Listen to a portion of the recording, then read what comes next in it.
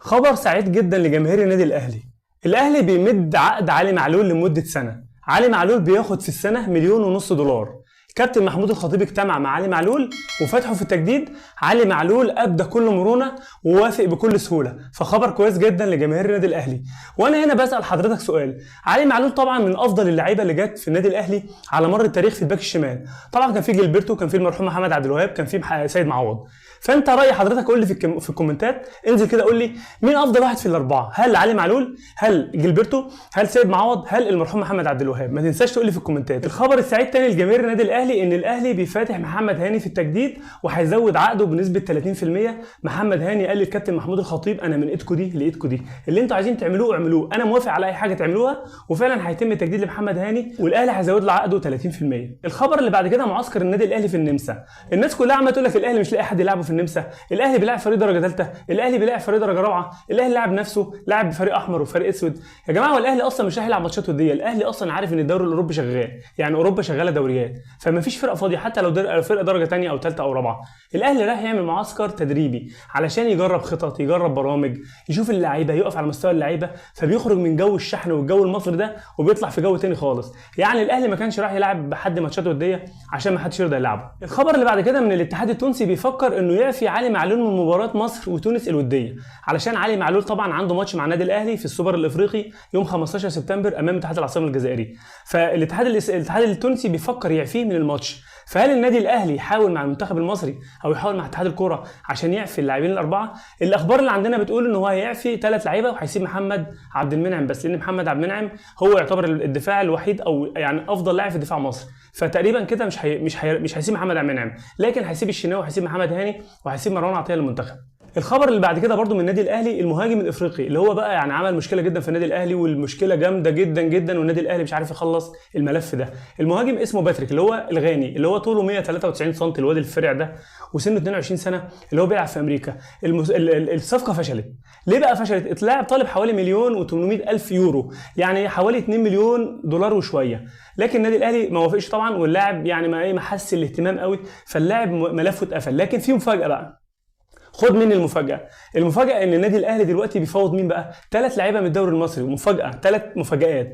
بيفاوض مروان حمدي لاعب نادي الزمالك السابق والمصري الحالي، بيلاعب احمد اوفا لاعب انبي مهاجم انبي، بيفاوض احمد ياسر ريان مهاجم سيراميكا. احمد ياسر ريان ما كان عندكم في الاهلي يا جماعه، ما كان على ابني على حجري، راح ادور عليه ليه؟ وقلنا ايامها احمد ياسر ريان لعيب جامد جدا واحترف في تركيا ولعب وعمل ماتشات هايله. انا مش عارف ليه احمد ياسر ما بيلعبش في الاهلي. هل احمد ياسر ريان مغضوب عليه مثلا؟ انا مش عارف. احمد ياسر ريان انا شايف انه مهاجم لا يقل عن شريف، مهاجم قوي جدا جدا جدا، وانا شايف ان هو احسن من مروان محسن. يعني انا مش عارف اداره التعاقدات في النادي الاهلي بتتعامل ازاي، انا بصراحه يعني حاجه لغز محير جدا. الخبر اللي معانا بعد كده عمار حمدي عامل مشاكل للنادي الاهلي.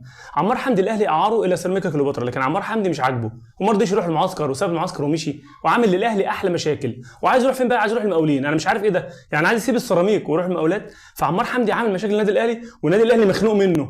ايه يا عم انت اللي طالب وقلت لا اروح، لا مش هروح، هرجع تاني اروح، لا هروح. في ايه يا عمار؟ ما تقعد في حته يا عم عمار، ولا في حته وانت الطول. سيراميكا فريق كويس جدا على فكره، والسنه الجايه استنوا سيراميكا هيعمل شغل جامد قوي.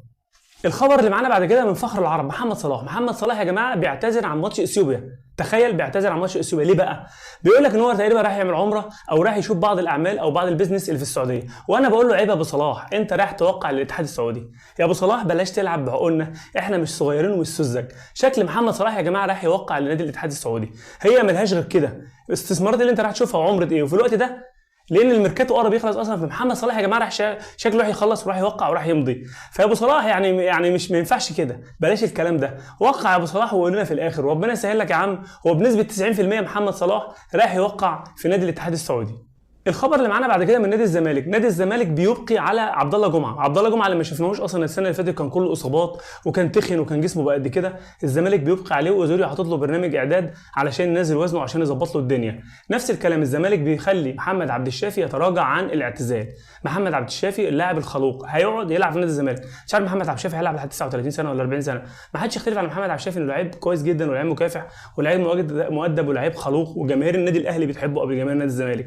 لكن لكن انا شايف ان محمد عبد الشافي كده كفايه عليه. يعني الزمالك يخلي يعني يوقف عبد الله جمعه على رجليه، وعندك حاتم سكر، وعندك مع احمد فتوح. ليه محمد عبد الشافي؟ محمد عبد الشافي كبر ومش قادر، دخله في الجهاز الفني، دخله في الجهاز الفني او الاداري اذا كنت انت مش قادر تستغنى عنه. لكن برضه نادي الزمالك عنده مشاكل في الصفقات وفي القيد والكلام ده. الخبر بعد كده من نادي الزمالك برضه اوباما. اوزوريو مبسوط جدا من اوباما، بيقول لك اللاعب ده هينفعني جدا جدا، واتفاجئ بمستواه. واوباما في التدريبات عامل معاه مستوى عالي جدا، فاوباما فعلا بيلعب نمره 10 وساعات بيلعب مهاجم. فهل اوباما يعوض الحته اللي في النص دي بدل امام عاشور؟ طبعا امام عاشور طبعا باختلاف المراكز، لكن يعني اوباما 10، امام عاشور كان بيلعب 8، يلعب 6، يلعب وينج، يلعب باك يمين. لكن اوباما يعني شكله عامل شغل جامد جدا مع اوزوريو يعني مبسوط وفرحان باوباما. في نهايه الفيديو ما تنساش لايك وكومنت وشير، سبسكرايب للقناه، وتفعل زر الجرس عشان يوصلك كل جديد. السلام عليكم.